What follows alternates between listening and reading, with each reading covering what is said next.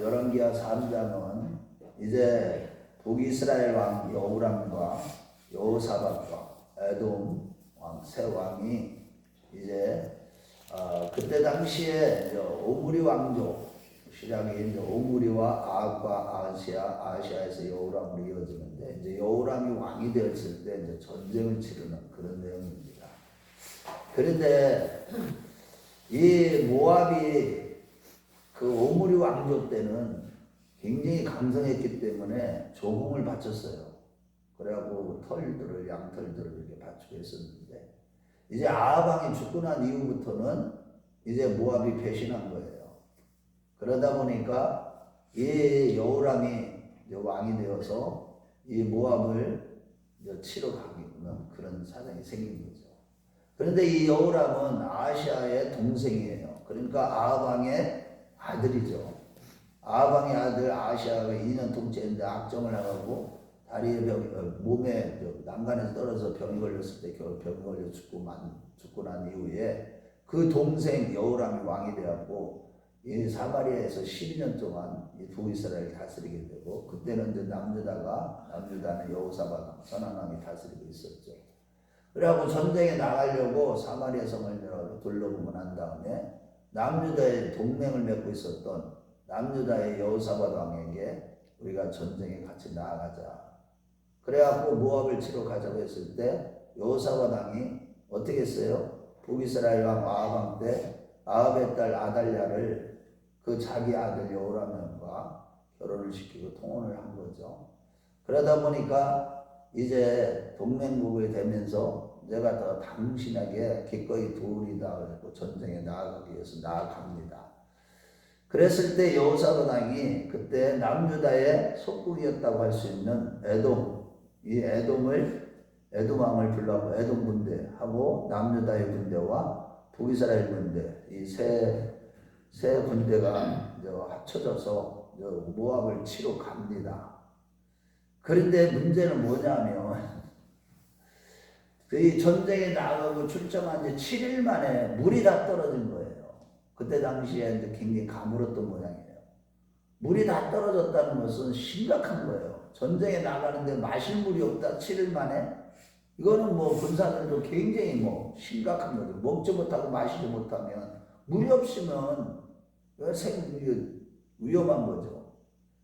그런데다가 가축들도 먹일 물도 없게 되는 그 큰 위기를 맞는 거예요.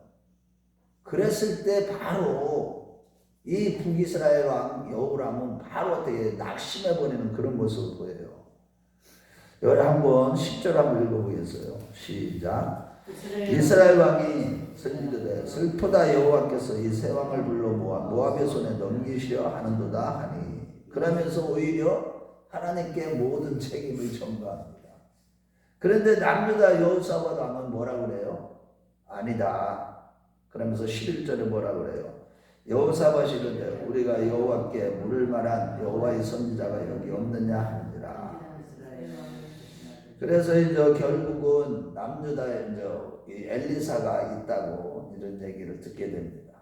그에게 이제 하나님의 말씀이 있다. 여기서 우리가 이제 첫 번째로 깨달아야 되는 것은 이게 하나님에 대한 신앙이 있는 자와 없는 자의 차이가 여기 있어요. 물론 여호람은 여기에 보면 그 아합 왕과 같이 그렇게 우상을 숭배한 왕은 아니에요. 나름대로는 하나님을 섬긴다고 그 아합 왕 때 섬겼던 바알의 주상들을 다 깨뜨려 버렸어요. 그렇지만 그가 어떻게 했대요? 여기 3절까지 말씀해 보면은 여로보암의 길에서는 떠나지 아니하였도다. 느밧의 아들 여로보암의 길에서는 떠나지 아니하였도다. 물론 아합 왕처럼 이 이세벨과 아합이 이 우상들을 다 끌어모이고 우상을 막 섬기고 그러한 우상 숭배에는 빠지지 않고 거기서 나름대로 이제 하나님을 올바로 섬기고자 하는 그런 마음은 있었지만 그렇지만은 완벽하게 하나님을 의지하고 믿음이 안 했다는 것이에요. 지금 무슨 얘기냐면 여로보암의 길을 따랐다는 것은 다른 게 아니에요. 북이스라엘의 단을 제단과 베델에 뭐를 세웠어요? 여호와의 제단을 세웠잖아요. 거기서 그렇게 하고 거기서 뭐예요? 금송아지를 섬긴 거죠. 물론 바알의 우상을 섬기지는 않았지만 완벽하게 하나님께로 돌아온 건 아니었어요. 그러다 보니까 이런 엄청난 위기도 또 만나게 되는 거예요. 우리가 늘 깨달아야 되는 게 평상시에 우리가 항상 믿음으로 살아가지 않으면 믿음으로 행치하는 모든 것이 다 죄이듯이 우리가 경건한 삶을 사는 자와 하나님 앞에서 불신앙적인 사람에게 차이가 이런 데서 나요. 위기를 딱 만나면 바로 불신앙적인 사람들은 어떻게 낙심하고 절망하는 거예요. 그러나 하나님을 늘 경건생활하고 하나님을 의지하는 선한 삶을 살아가는 자들에게는 항상 위기를 만나도 항상 하나님을 찾게 되어 있어요. 그것이 다 드러나는 거예요. 그런데 우리가 중요한 것은 우리가 평상시에 그래서 항상 물질을 의지하며 사람을 의지하고 자기의 어떤 권세를 의지하고 자기를 자랑하고 자녀들을 자랑하고 이렇게 살아가는 자들하고 항상 모든 상황 속에서 오직 예수만 자랑하고 십자가만 자랑하는 그런 신앙생활하는 사람하고 차이가 여기서 확연하게 나는 거예요. 위기를 만나보면 그가 신앙이 있는지 없는지가 바로 드러나는 거예요. 그러니까 이게 여호사밧이 그 엘리사가 있다는 그 소리를 듣고 뭐라 그래요? 그에게로 가자. 그에게 하나님의 말씀이 있다. 그래갖고 새 왕이 내려가게 됩니다. 새 왕이 내려가게 돼요. 내려가서 엘리사에게 딱 도착했더니 엘리사가 하는 소리가 무슨 소리예요? 무슨 얘기예요? 여호람 왕에게 이런 얘기를 하죠. 아니 당신의 부모님의 그 신들을 찾아가지고 왜 나에게 찾아왔느냐. 당신의 아버지의 신, 당신의 어머니의 신 누구예요? 아방과 이세벨이 섬겼던 그 신을 찾아가라. 그 얘기는 뭐예요? 당신의 부모님이 섬기던 신, 그러니까 바알을 찾아가서 물어보지 왜 나에게 찾아왔느냐. 그랬더니 아주 애매한 대답을 합니다. 이 여호람 왕이. 자기들이 전쟁에 나가고 위기를 만난 것이 하나님께서 우리 새 왕을 갖다가 그 적군들에게 넘기셨다. 그렇게 애매한 대답을 하는 거예요. 그렇지만은 그가 무지하고 하나님에 대한 신앙이 없는 걸 이미 다 알았기 때문에 그런 얘기를 해요. 내가 만약에 남유다의 여호사밧 왕이 아니었으면 당신하고 내가 상종도 안 해야 할 사람입니다.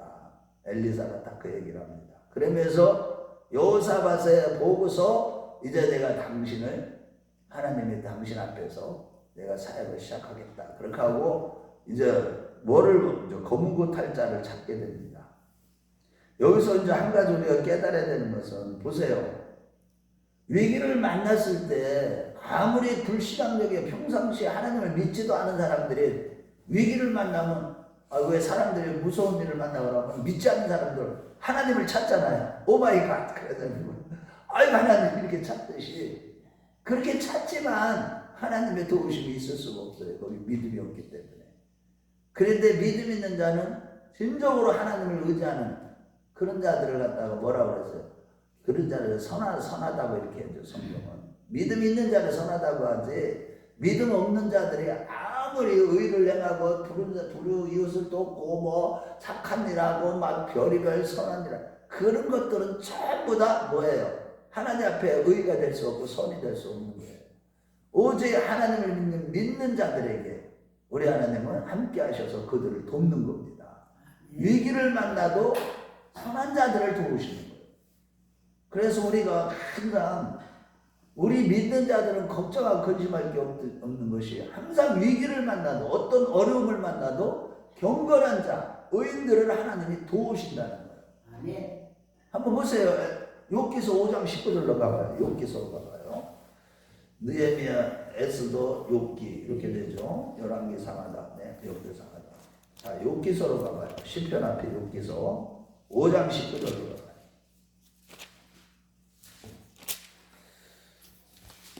이게 엘리바스, 욥의 친구들, 엘리바스가 이제 욥을 이제 비방한 그런 내용 하는데 자기가 의롭다고 하니까 하나님이 환난이다 그러니까 그 입에서 나온 증거 중에서 이런 얘기 5장 19절. 자, 시작. 6가지 환난에서 너를 구원하시며 7가지 환난이라도 그 재앙이 내게 미치지 않게 하시며 만약에 네가 의롭게 살았다면, 네가 하나님 앞에서 바르게 살았다면 우리 하나님이 이런 하나님이시다. 이거 틀린 말이 아니죠. 그런데 욥에 대한 분별력은 없었던 거죠. 엘리바스가. 자, 그러고 베드로 사도도 이 얘기를 합니다. 베드로후서 2장 9절로 가요. 저기 요한일서 앞에 베드로후서 2장 9절, 베드로후서 2장 9절. 우리가 아무리 마지막 때에 위기를 만나고 어려운 환경을 만나도요, 우리 경건한 자들은 걱정 근심할 게 없어요. 하나님은 시험에서 꼭 건져주셔요. 경건한 자들은. 2장 9절, 베드로후서 2장 9절. 자, 우리 한번 찾아봐요. 읽어보겠습니다. 2장 9절 시작. 주께서 경건한 자는 시험에서 건질 줄 아시고 불의한 자는 형벌 아래 두고 심판날까지 지키시며. 그러니까 우리가 경건한 자들, 믿는 자들, 신실하게 믿는 자들, 뭐 교회 다니는 자를 무조건 지키신다는 게 아니라 진짜 여기서 얘기하는 경건한 자라는 건 누구를 얘기해요? 오직 믿음으로 사는 자들이에요. 하나님만 의지하고 늘 기도하며 늘 말씀으로 늘 상고하고 말씀을 붙들고 살아가는 자들, 하나님의 말씀에 붙들려 살아가는 자들, 경건의 모양만 있고 능력이 없는 그런 자들이 아니고, 항상 능력이 없다 이 얘기는 뭐예요? 성령 충만함을 받지 못한다. 성령을 쫓아 사는 게 아니라는 뜻이죠. 이 불의한 자들은, 그런 자들은 그냥 심판 아래 내버려둬요.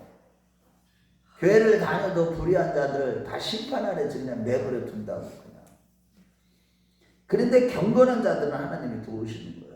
여호사밧의 얼굴을 보고 엘리사가 도우는 거예요. 하나님의 감동이 주시는 거예요. 그래서 이게 검은 고 타는 자를 데리고 와라. 검은 고를 타는 그 순간에 하나님의 감동이 임하고 하나님의 영이 임하는 거예요.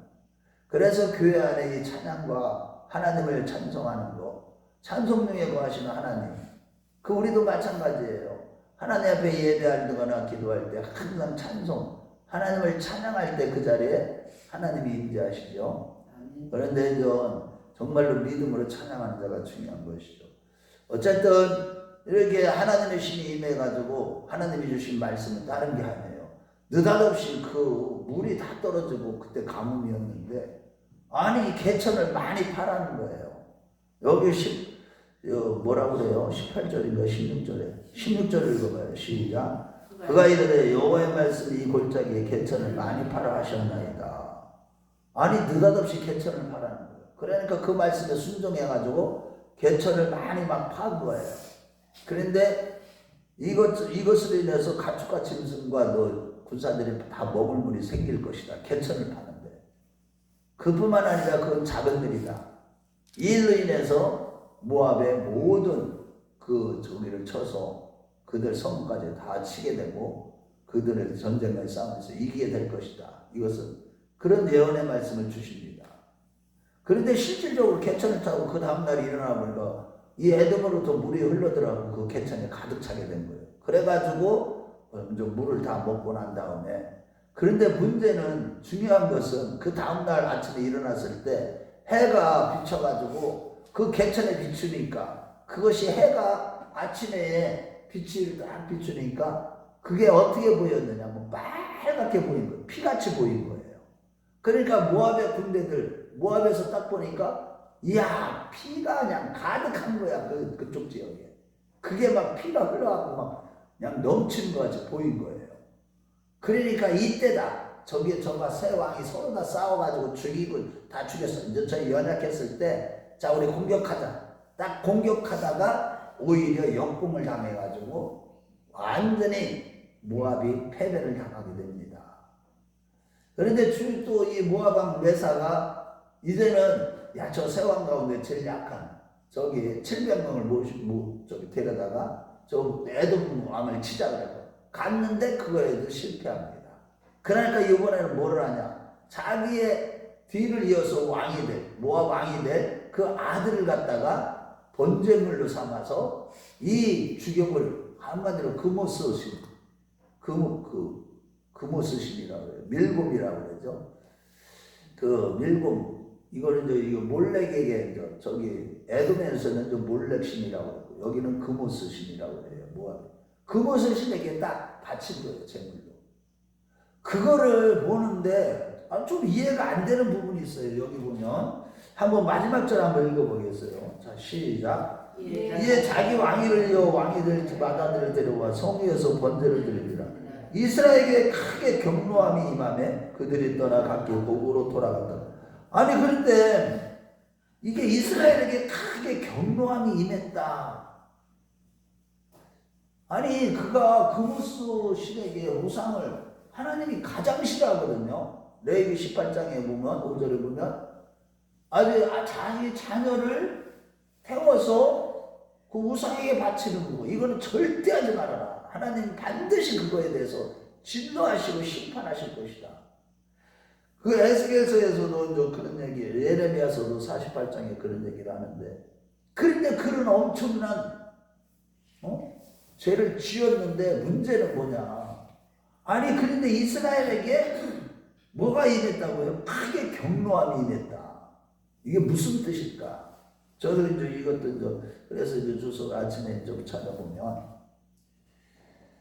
이거는 다른 게 아니에요. 그 백성들이 그게 그 백성들에게 하나님이 크게 진노함이 임한 게 아니고 백성들이 그 자기 왕이 아들까지도 바친 걸 보니까 온 백성들이 완전 눈이 뒤집어질 거야.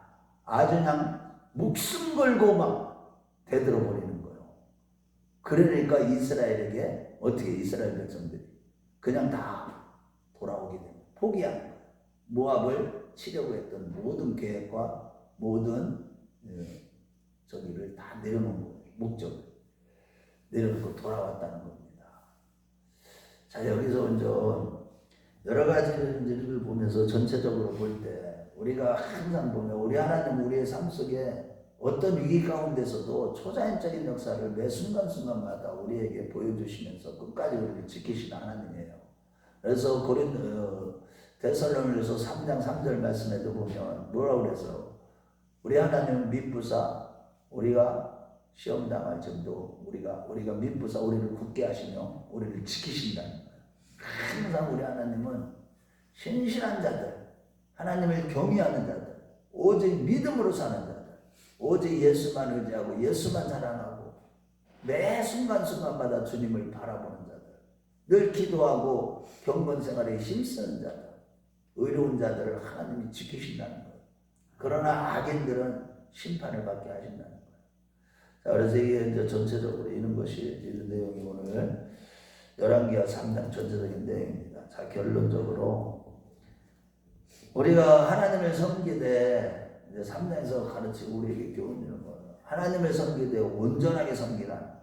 나에게 있는 모든 우상들, 하나님이 기뻐하지 않는 것들을 다 끊어버리고 매 순간순간마다 나를 성찰해 봐야 돼. 내가 다른 영역에서는 하나님을 기쁘시게 하는 부분도 있지만 어떠한 영역에서는 내 자신도 모르게 하나님이 기뻐하지 않는 일들 서슴없이 행하는 것 그런 모습들을 우리가 발견할 때 즉각적으로 그 모든 것 사소한 것 말 한마디라도 실수하고 하나님이 기뻐하지 않는 것들은 기꺼이 버리고 철저히 회개하는 그런 삶을 살아가시고 뿐만 아니라 항상 내가 이렇게 살아갈 때 우리 하나님은 어떤 위기를 만나든지 우리에게 피할 길을 주시고 우리를 하나님이 끝까지 지키신다는 겁니다.